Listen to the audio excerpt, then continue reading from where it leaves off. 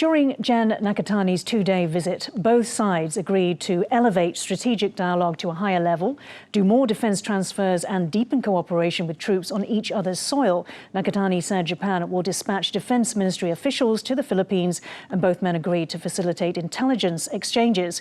They toured military bases, including Wallace Air Station in La Union province, which houses a coastal radar that Japan donated as part of its $4 million security assistance in 2023. Take a look. この日本の装備品、今国際的にこの技術の競争が激しいんですけれども、やはり地域の平和と安定に役に立っているということは素晴らしいことでありまして、今後ともさらに防衛装備の移転、また装備開発、そして防衛協力、これに一生懸命頑張って取り組んでまいりたいというふうに思っております。President Lai, so the two countries have been moving closer together, especially over the past 2 years. How significant was this visit in that process?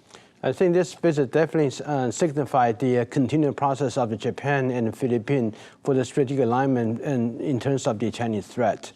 And Japan continued to donate the radar and other relative equipment for the capacity building for the Philippines in terms of maritime domain awareness. And this is so that they can track or understand where China is in the South China Sea, the West Philippine Sea? Definitely, but also I think there's an element in terms of how the East China Sea could also come into play. Although Philippines is far away from Japan in the East China Sea, but the mutual cooperation definitely can help Japan to track whatever coming from South China Sea should they actually pass through the East China Sea. I see. So that movement towards Japan, towards Taiwan. Roger, anything in particular that struck out for you, developments during this trip? Well, I think this is implementation and progress after the approval of the RAA reciprocal access agreements that allows Japan and Philippines to enhance their military cooperation by deploying military forces and military equipment on each other's soil.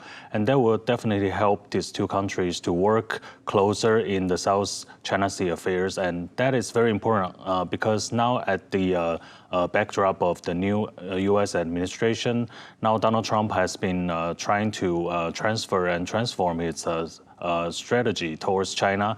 And I think a lot of U.S. allies are in deep confusion. But for Japan to stay on its strategic course, I think this is something that it must do, and it is doing now. Yeah, so President Lai, on that point, so Philippine ambassador to the U.S. has just confirmed that the details, the arrangements between the Philippines and U.S. will remain in place.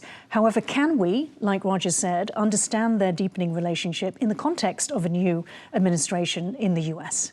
I think that a lot of people, including Taiwan, also express a little bit unease about the upcoming Trump administration, especially from President Trump himself.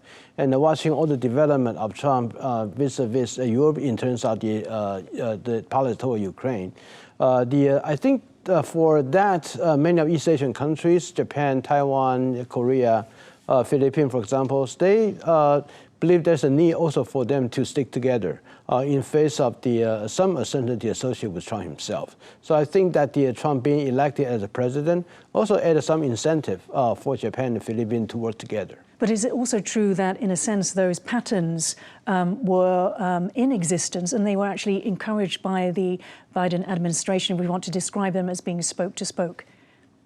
I think that although the Trump administration or basically Biden administration would like to have a multilateral lattice war system, but Trump does not express any support for such an alignment. Although the U.S.-Japan alliance has some statement, they express about their support for the multilateral. Implicitly, that's an endorsement about lattice war system, but never Trump himself. So I think that it's more about the Japan and Philippines themselves, their own initiative in strengthening cooperations. Right, okay. Now, let's dig a bit deeper into that, Roger. So Japan is a key financier because of the military aid that it gives to the Philippines in terms of its efforts to modernize the military. So we know that for 3 years, of the existence of this program of security assistance from Japan that the Philippines has been in every single year, and no other country has. In 2025, it's also the Philippines, and then Malaysia, which has had it once before, Indonesia once before, and then Papua New Guinea. What does that tell us about that relationship between the Philippines and Japan? Well, I think historically Japan has been a provider of either security or other public goods to Southeast Asian countries. And after 3 years of the signing of the RA, it actually reflects how Japan has been trying to get more deeper into this relationship. Like you have mentioned, the RA is not only for the Philippines, but also it's like a net that Japan has tried to reach out to other countries. So I think, well, Japan is trying to secure its sea lanes of communication that is very vital to its economic development and military security.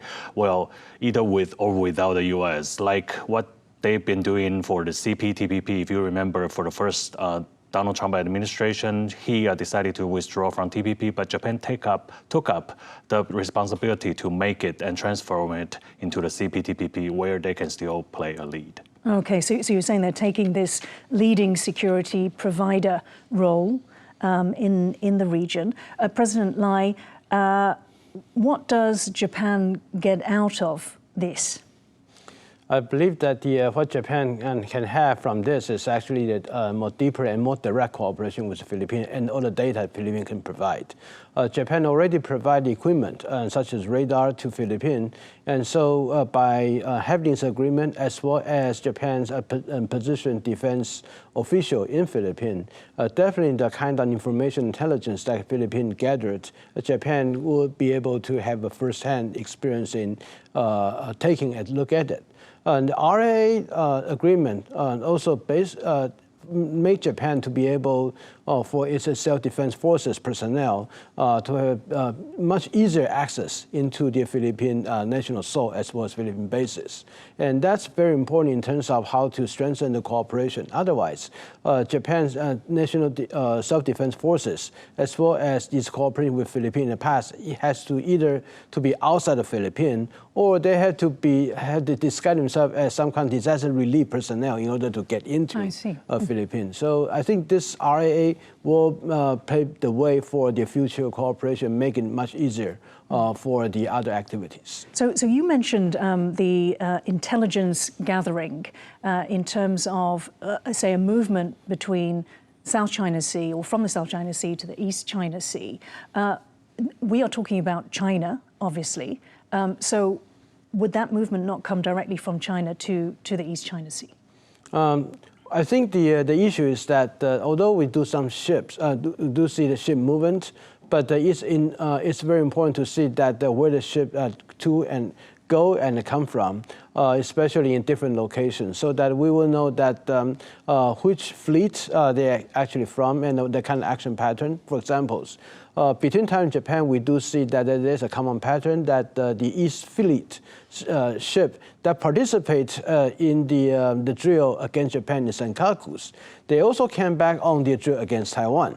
So that is one linkage that definitely we can draw to. Although the East China Sea and South China Sea seems to be a little further apart, but we do know that in China, recently they have more and more the activity about joining fleet in different theater command altogether. So that having this, the comparison about a different fleet, a different ship movement in different areas, that can help the Japan to determine whether China had expanded the scale about the harassment against Japan, or there's a pattern changes in terms of the action toward Japan.